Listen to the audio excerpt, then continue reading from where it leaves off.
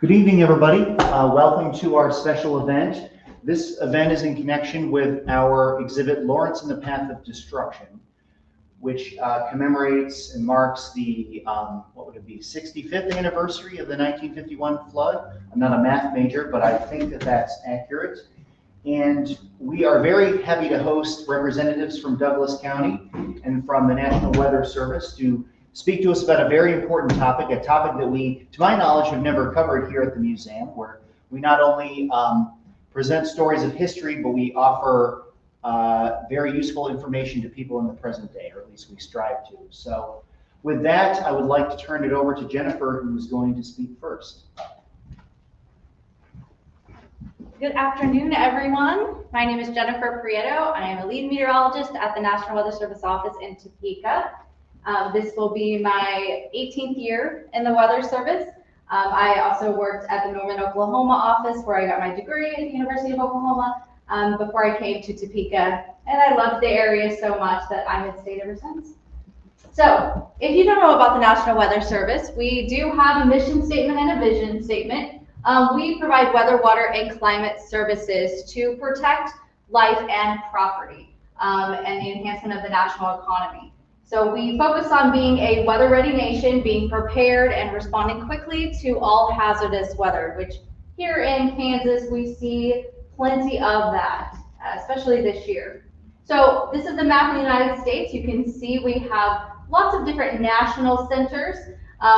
Agencies span from the Space Weather Prediction Center in Boulder, Colorado, if you've ever heard of them. They forecast geomagnetic storms. That's been their main purpose here the last several years. If you ever seen the aurora lights across Kansas, that is a result of the solar flares and geomagnetic storms that we can get as far south here as Kansas. There's also Aviation Weather Center that's actually nearby in Kansas City, focusing all of the aviation impacts with weather, doing forecasts across the country and parts of the world for those pilots. And then Storm Prediction Center there in Norman, we work with them a lot on severe weather outlooks, and we'll talk about them here in just a little bit. And then down south in Florida, we've got the Hurricane Center there as well, a big one we talk about. So locally with the Weather Service, we have over 122 offices across the U.S. You can see all the different shapes there representing coverage area of those offices. Don't know if I have a laser, but Yes, okay. it's the red. There you go. Yeah. This is ours right here, Topeka. We cover about 23 counties. We do include the Lawrence area as well. And our job is to do a 7-day forecast for the local area. And then we also do the warnings that you see on your TV screen or on your phone. We will do all the warnings and advisories. We also do the watches for the area. And then we provide decision support to our core partners and emergency management. So we are helping with their planned events, anything that's outdoors or vulnerable by providing hazardous weather briefings and on-site support as well. All right, so talking about Kansas and tornadoes, it has actually been a pretty busy year so far this year. Last year was a really quiet year. We only had about 30 tornadoes.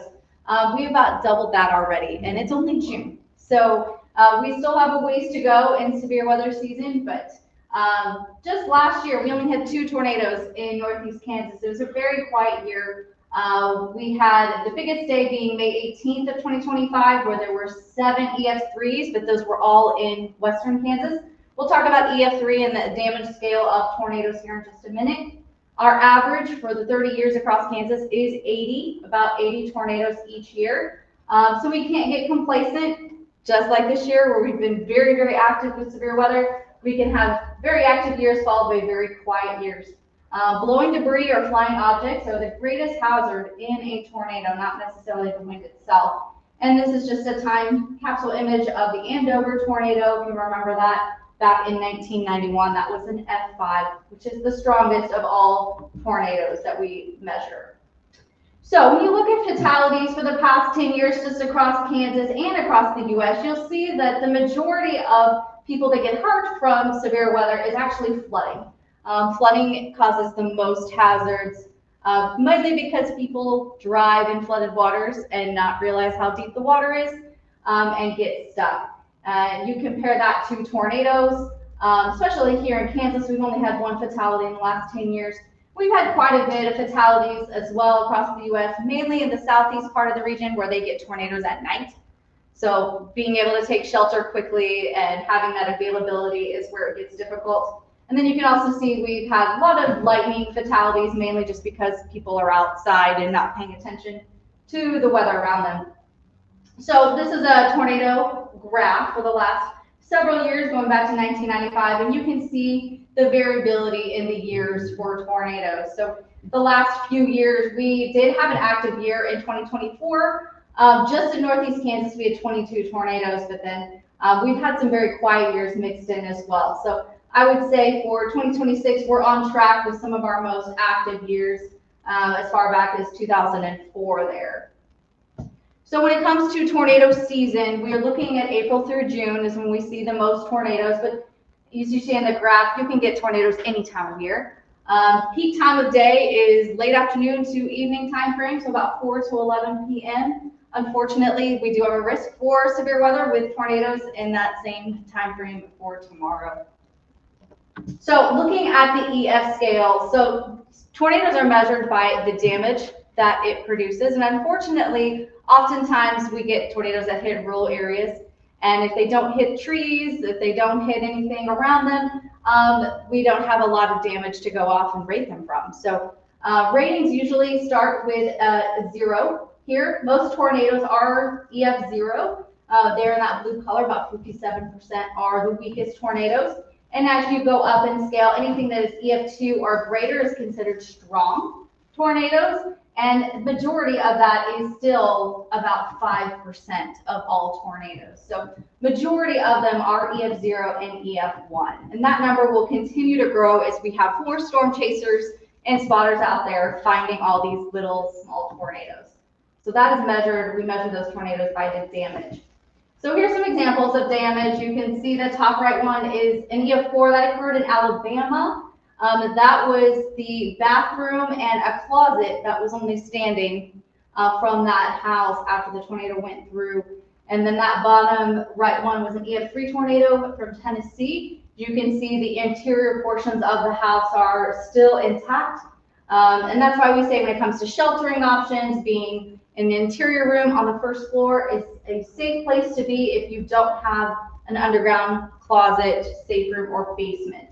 And then we advise people to get something sturdy underneath you, pillows, mattress, blanket, covering your neck and head. Majority of people are injured from the debris with head injuries. So a bicycle helmet is a great thing to have in a shelter. And then as much as we want to go outside and see the tornado, which is probably what every Kansan wants to do, by the time you can see it, unless you're on top of a hill, you may be too close before it already hits. So mobile homes, we always advertise mobile homes. Majority of them are the deaths related to them occur in mobile homes from tornadoes, about 54%. And that's just simply because people don't realize that they're not anchored properly to the foundation, and it only takes about 80 to 90 mile an hour winds to flip a mobile home, which is equivalent to about an EF 0 tornado. So manufactured homes, this one was EF 2 damage, about 130 mile an hour winds that happened in Alabama back in 2019. You can see that there's not much left of that mobile home. It's pretty much wrapped around the tree. It's almost unrecognizable. And this was not anchored to the foundation. So 19 of 23 deaths in manufactured homes are in all cases had improper anchors or were not anchored at all. So we advise if you have a manufactured home, best place to go in a tornado is somewhere else, whether that be a anchored foundation home or a designated shelter, and having that plan in advance. So we're going to talk about preparedness and how to get ready, because we actually do have severe weather again tomorrow. So there are some tools and outlooks that you can take a look at. Starting together with putting a plan. We have a lot of outdoor events going on this weekend, thinking about where would a shelter be if you needed to take shelter and how long will it take to get there. I think we're going to talk about emergency items later, but this is just some ideas of first aid kit, medicine, food, water, batteries, a charger, things like that are all good things to have in a kit. Practicing obviously makes perfect. If you take the time to go through the motions, especially at home or work, taking shelter, you're more likely to do it if you're having to wake up in the middle of the night and take shelter at the last minute. So mobile alerts. These are just some different options that we as meteorologists use, but we also encourage everyone here across Kansas to use as well. A lot of us are pretty weather savvy. We have radar applications. This particular one is Radar Scope.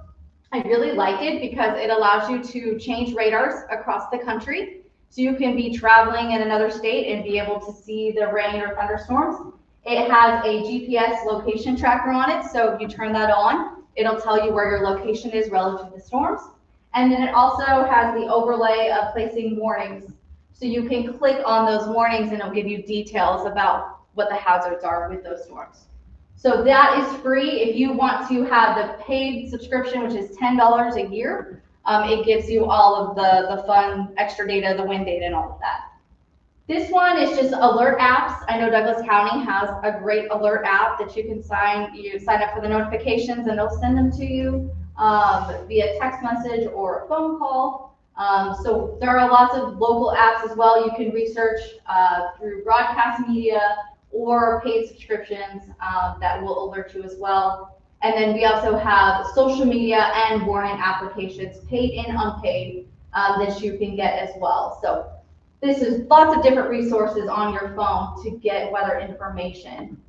So this is another example with the radar scope that gives you details of the warning and where it's tracking. You can also hit play on it and it'll have the storms move for you.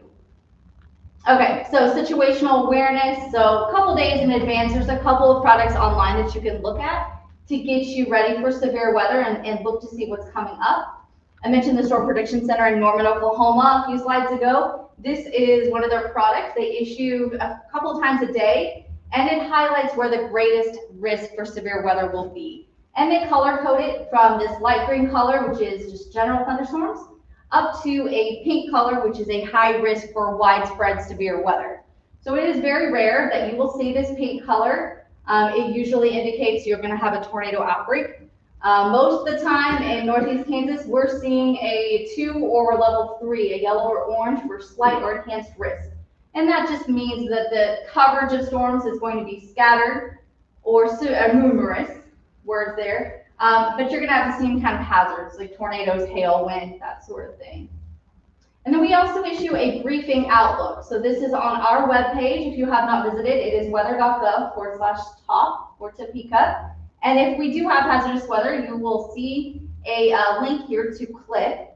And if you click on it, it's going to give you a detailed briefing of the expected hazards for the next few days. So we'll mention things like timing, confidence level, the types of hazards, and what to expect with those severe weather hazards. So when it comes to warnings, these are the three main types that we will issue at the Weather Service. You have your severe thunderstorm warning with gusty winds greater than 58 or hail greater than a quarter, size of a quarter. And then tornado warnings are either indicated by radar with the rotation, or we get confirmed reports on the ground. For our emergency management, sometimes we have trained spotters. And then flash flood warning is either indicated on radar, or we're getting reports from our emergency management, our dispatch, that is mentioning the roads being covered with water, water rescues, things like that. All right, so we're going to talk about storms. The storms are always exciting to talk about. We have three main ingredients when you have a thunderstorm form: moisture, instability, which we'll talk about here, and lift, something to force that air mass to rise and form those thunderstorms. So when it comes to moisture, that's dew points. So this time of year, especially in Kansas and the Central Plains, we get a lot of moisture. In fact, we've gotten too much moisture in the last few weeks. Our moisture source from the Gulf has been well above normal. We usually don't see humidity and heat indices in the 90s until at least July, so we're about a month off. But we need this moisture source from the Gulf that comes up in the spring to provide that available moisture for thunderstorms to form. In addition, instability. So if anyone's heard of instability before, it's the ability for air parcels to rise and rise quickly.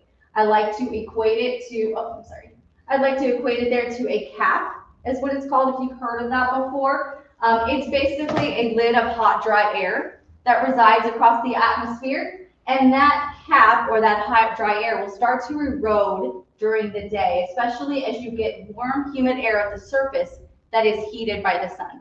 And as that continues to heat, it will erode this layer. And I like to think of it like a boiling pot of water. Eventually, once it gets hot enough, that lid comes off or the cap erodes, and we're allowed to see thunderstorms form from that. And then if it happens quickly, you'll get those big anvil towers that we normally see. Last thing is a front. So this is a satellite image, a visible satellite image of clouds. You can see the line of clouds here indicates where we have a cold front.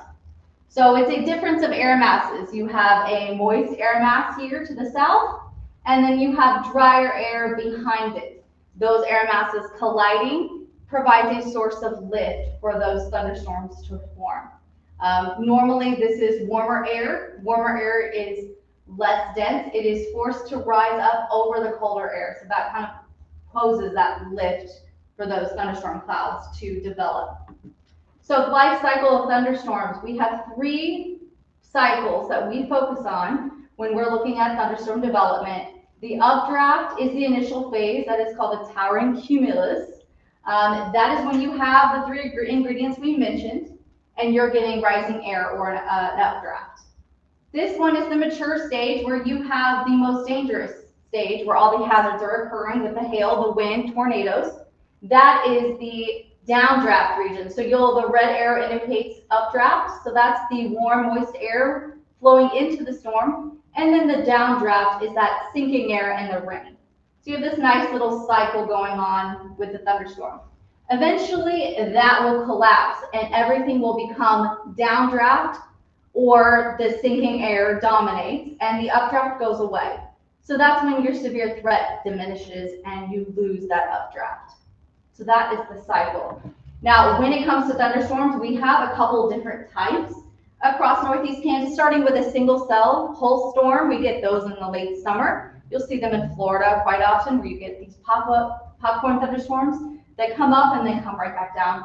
And they can be severe, but most of the time they are not.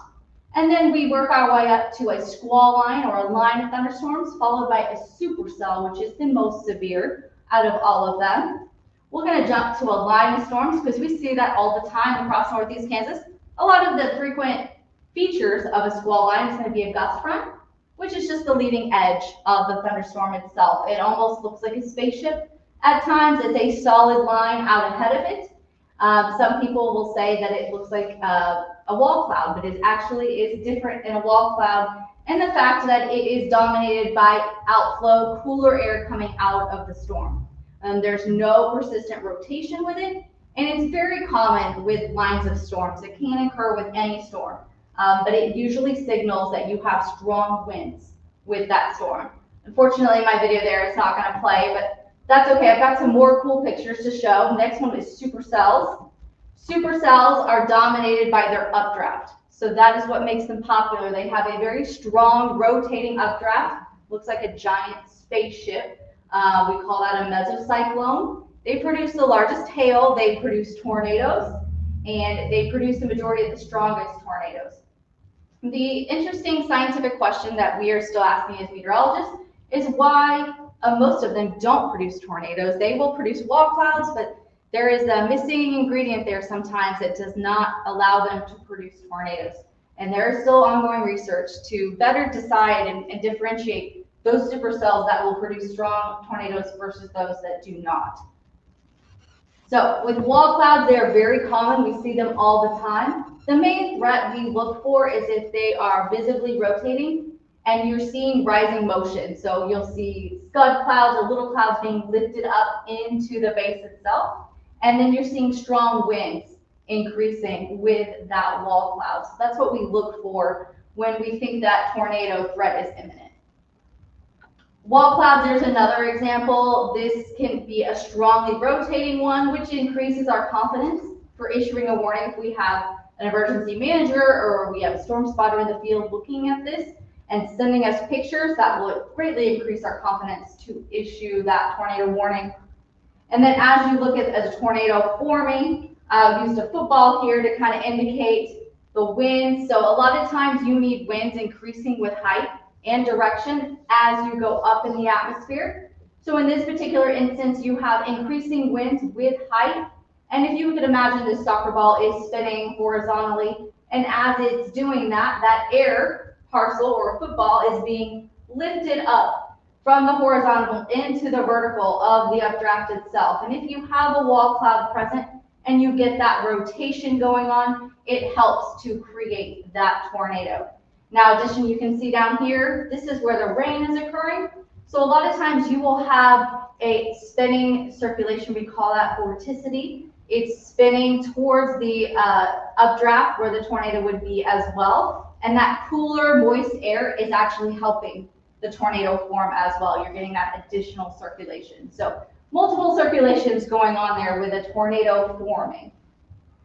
So another indication of tornadoes, a lot of times, sometimes you cannot see the condensation funnel reach the ground. In this instance, the tornado is actually on the ground, and it is known because of debris that gets lofted up into the air. Oftentimes, they may not see that. You may just see half of the condensation funnel and then debris. So as soon as you see debris being lofted around, the tornado is on the ground. So radar. Radar is very important for our operations. It allows us to not only see where thunderstorms are, but to see how severe they are. Our radar is actually in Alma, Kansas, which is about halfway between Topeka and Manhattan. And this particular image is the Chapman tornado from May of 2016. This was an EF4.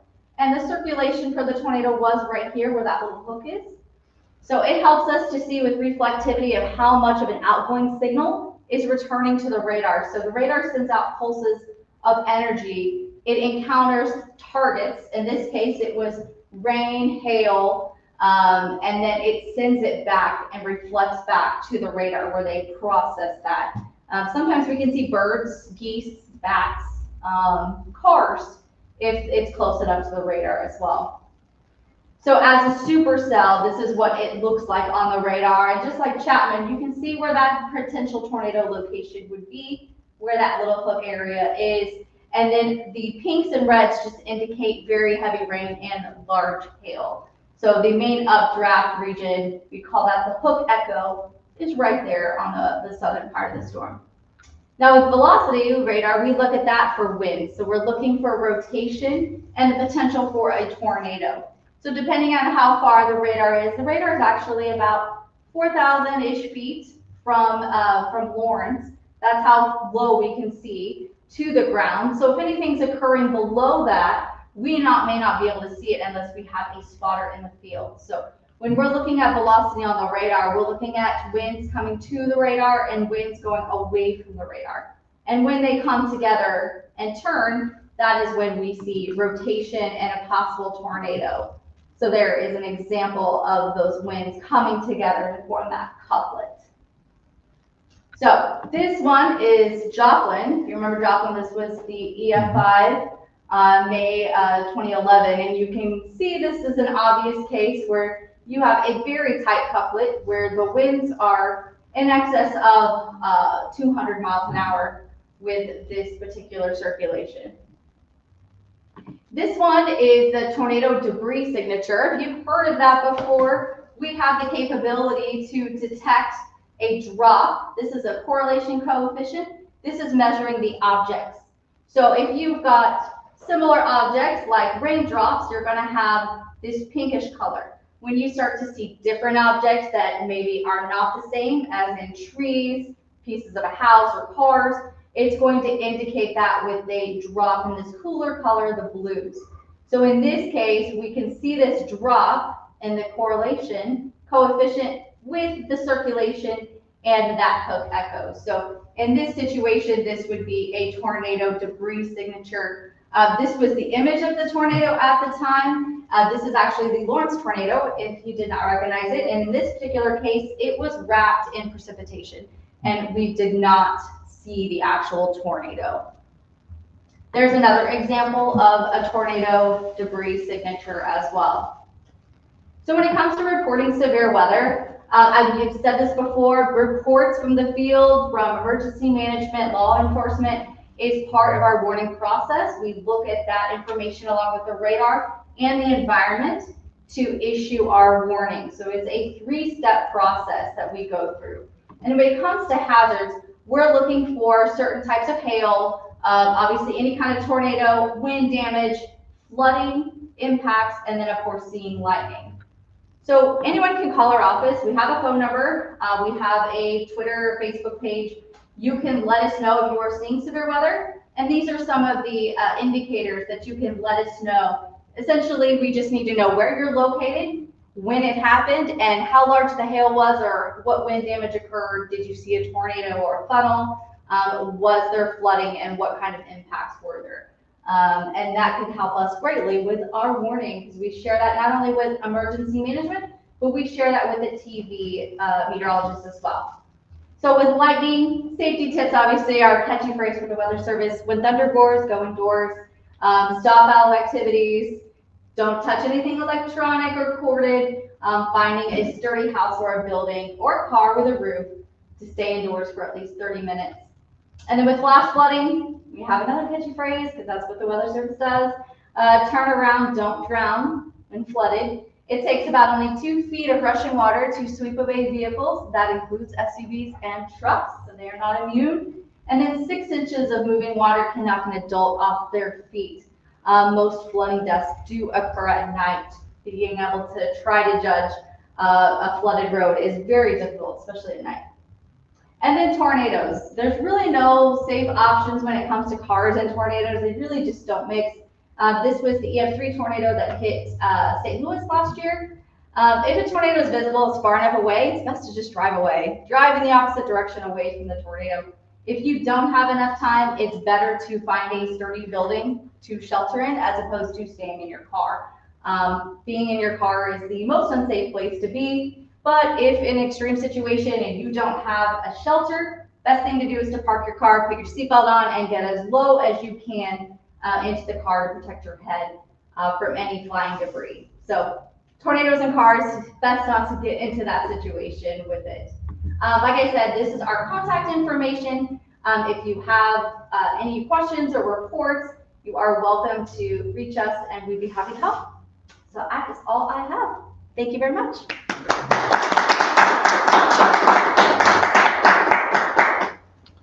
Thank you, Jennifer. Allow me to bring up the next presentation.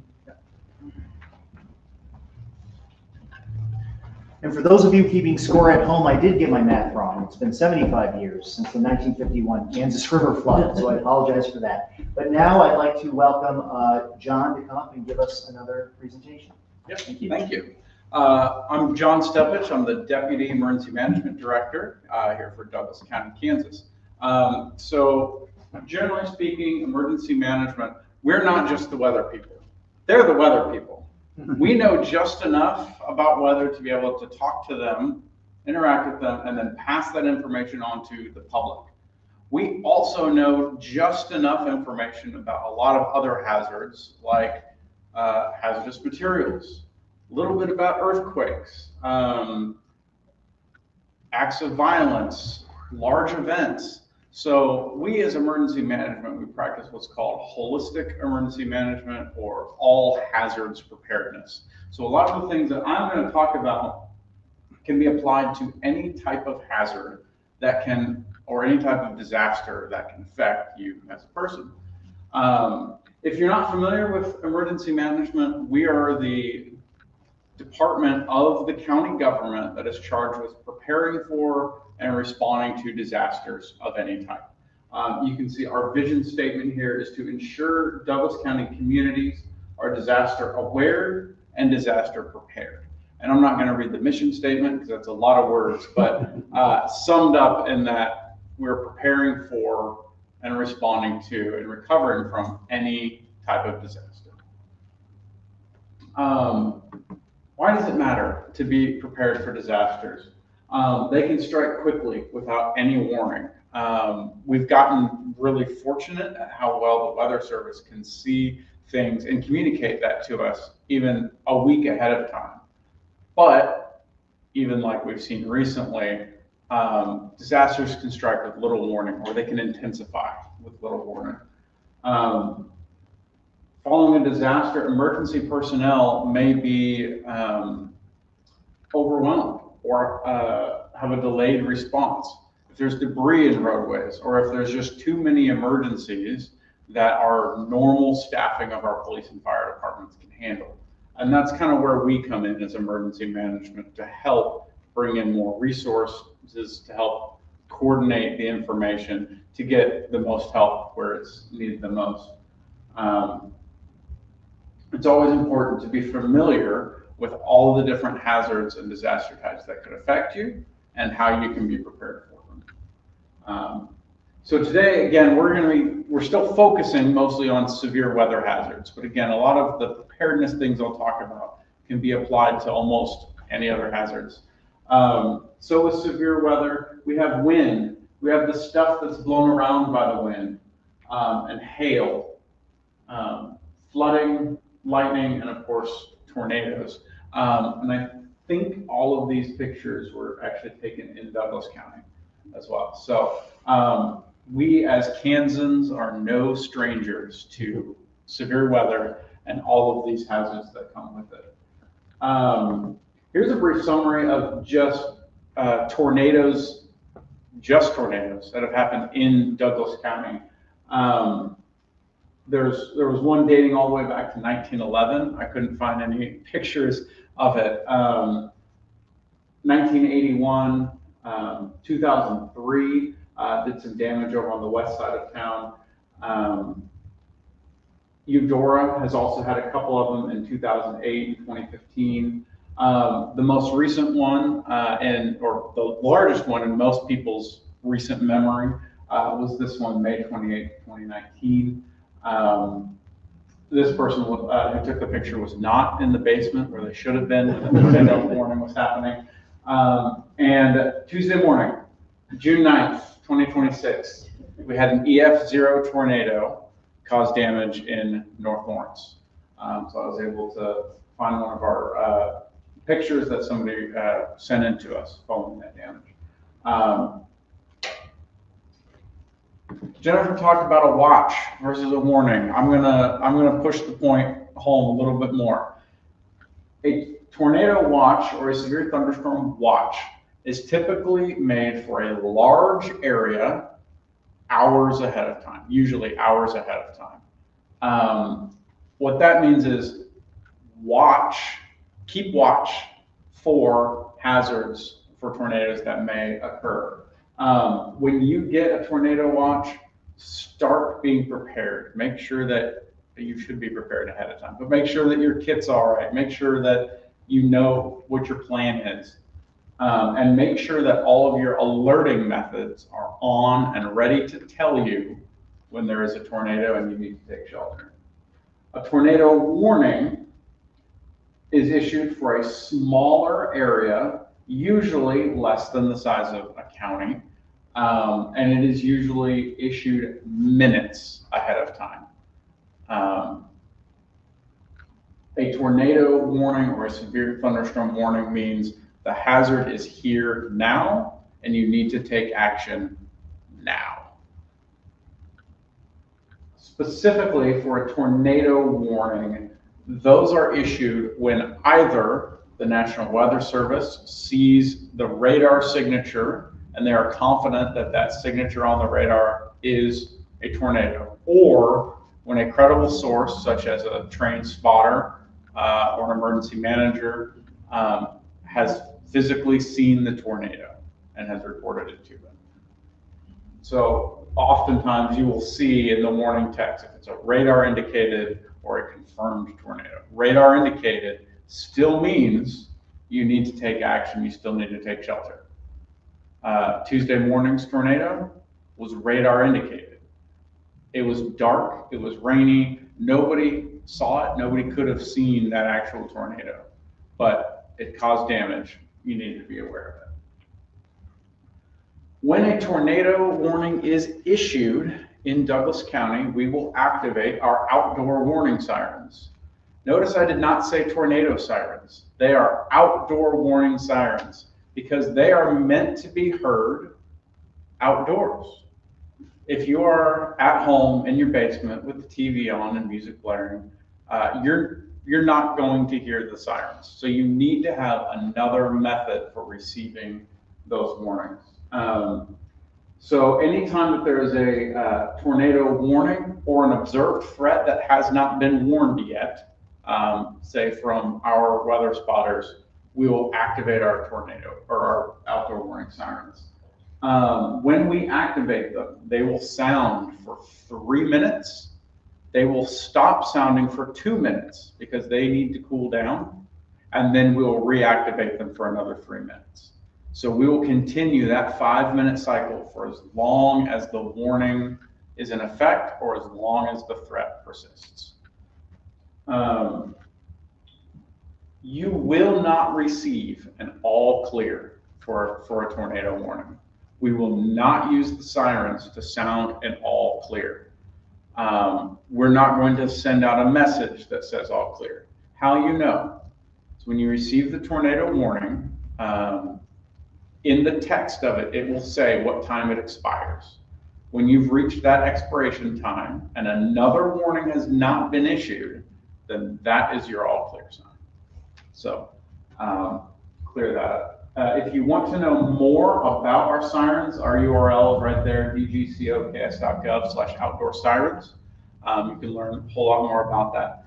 Typically, we can activate them by zone. So they're usually centered around the different cities or the communities in town.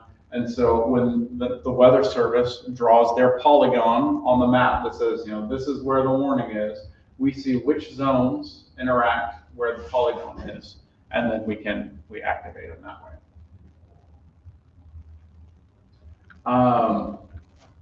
The sirens and a tornado warning message, it means one thing and one thing only. There is a tornado. You need to get to shelter, and you need to seek more information. In that order. Get to shelter first, and then pull out your phone and look at the Facebook groups and see who's posting about it. Place where you should go, ideally, is indoors to a basement without any windows. If you don't have a basement, the lowest level of the building to the most interior that you can get. If you have an interior room, usually a bathroom or a closet, go there. If you don't have an interior room, get as interior as you can. Places that you should not be sheltering is the top level of a building. So if you live in an apartment or you work in a tall building, make friends with your neighbors below you. Find some sort of interior space that you can go that's not the top level of the building. Tents, dugouts, open shelters, they do not provide safety. Overpasses do not provide safety. In fact, overpasses can actually strengthen winds. They can create kind of a wind tunnel. They can also collapse if they are not able to withstand the wind. So do not seek shelter under overpasses. Really, with any severe thunderstorm hazards, particularly lightning, plan ahead. Know where you can go inside. If you're planning an event or an activity that's outside, look at the forecast ahead of time and have a plan. Okay, when the lightning gets to this point, I need to take cover, I need to take action, I need to take down the tents or the towers or whatever your activity is. Typically, the range that we use is about 20 miles. We say when the lightning is 20 miles away, you need to start packing things up. You need to start moving things inside. 8 to 10 miles, the NCAA uses 8 miles. When it reaches that point, stop what you're doing and get to shelter immediately. Do not continue to be outside during the lightning.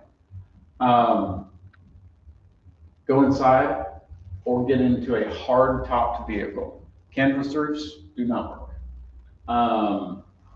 If there is not an indoor option available, don't be the tallest thing around and don't stand next to the tallest thing around. Wooded areas are fine, but beware of wind hazards that can drop branches on you. and spread out. Don't all be close together. If you're with other people, don't be close together where one lightning strike could harm multiple people. It's happened. So how can you be ready for any severe weather hazards? 3 simple steps. We say be ready in 3. The first, have a plan. It doesn't have to be complicated. It doesn't have to be long. All you're doing in your plan is you are asking the question, what will I do in an emergency? So if the tornado warning is issued, I'm going to go to the basement. If the fire alarm is going off, I'm going to get out of the house. Who do I need to call and tell that I'm okay or that I'm not okay? What information should I have on me? Write it down, your insurance information, insurance policies, important birthdays, doctors' numbers, pharmacy things, any medical information, things that you would need or things that somebody else would find helpful in order to help you. Second thing you should do is have a kit. Answer the question for yourself. What items do I need to stay safe? And what items can I not live without? So things for staying safe. Have a copy of your plan with you. Water, food, whistles, helmets, flashlights, radios, first aid kits, things like that. Other things that you can't live without, medications, spare glasses, or other medical assistance devices that you may have that you may need. Blankets, pillows, special toys or special blankets for your kids, things that will bring them comfort. Dog food, dog treats, collar, leash, things that you need for your pets. And the third thing is stay informed. So stay informed before the disaster, make sure that you can receive your alerts, make sure you know what the hazards are. Stay informed after the disaster. I've received this alert, what am I being asked to do? Where can I go for assistance? Is there a shelter? Is there a program available for recovery? Those are the types of things that you can stay informed about. But always make sure that your information is coming from an official, trusted source. When we're talking about severe weather, our official trusted source is always the National Weather Service. I know that there's a lot of storm chasers out there, a lot of YouTube meteorologists. I'm not saying don't listen to them, but what I'm saying is evaluate the information that they're saying and does it match what official trusted sources are saying? Are they going to help you be prepared, or are they sensationalizing it and trying to get views and clicks and likes? One of the most trusted sources that we always recommend also is the Northeast Kansas Regional Notification System. Jennifer mentioned that earlier. It's things that you go online, you log into a portal, and you put in your phone number, your email address, and you can receive texts, phone calls, and emails directly to your phone anytime the National Weather Service issues a watch or a warning. And it's customizable. So if, say, you don't care about the blizzard warning, but you want to make sure you get the severe thunderstorm warning, then you can have that on there. You're always going to get tornado warnings, and you can't turn those off even for quiet hours. For non-weather emergencies, things like a boil water advisory or shelter in place for a hazmat situation, we can also send those messages from emergency management to you to keep you informed in other ways. We also recommend a NOAA weather radio. So you're getting weather forecasts and warnings directly from the Weather Service. If you don't have one and you would like them, we sell them. They're $30 a piece. You won't find them cheaper at a retail store anywhere around. And Josh back there will even program it for you. So you can make sure it's giving you the alerts that you want to receive. And then always tune into local TV and radio. For TV, we are in the Kansas City TV market, so check the Kansas City news channels. For radio, we recommend, local stations. There's a few based here in Lawrence, because they're the ones that are going to be able to provide you with the most local, on-the-ground information. In fact, just about every time we have severe weather, Kim Murphy from KLWN gives me a call and say, hey, what's the weather doing? And we want to provide her the information that we can so that she can tell everybody else listening to her station what's going on and how to be prepared, how to be ready. What else can you do? So here for Douglas County Emergency Management, we have 4 volunteer teams that you can be involved. You can be part of preparedness in Douglas County. The first is our auxiliary communications team. So these are licensed amateur radio operators that can provide auxiliary communications during emergencies or large events. Our community emergency response team. We have a weekend class. We do it twice a year. Learn about preparedness, learn some skills that are going to be able to keep you, your family, and your neighborhood safe. And then if you would like, after you complete that class, you can join our team, where we'll keep training you.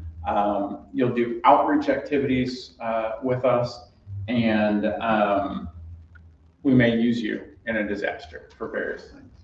Our Emergency Operations Center support team, during the largest of disasters, we activate our Emergency Operations Center, and these support team members help run our AV system, answer our phones, fill out paperwork, make coffee, take out the trash, whatever we need to do to keep our Emergency Operations Center running.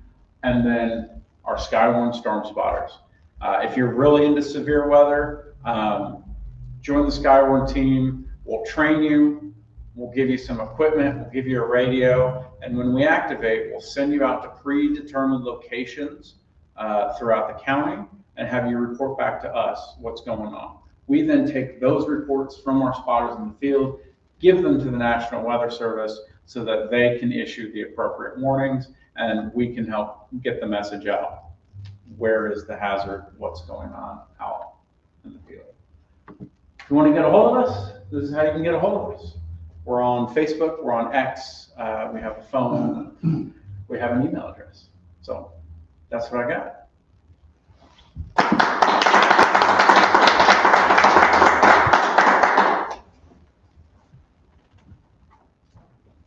All right, well, we really appreciate you taking your valuable time to come out and educate us about this very important information. So thank you again.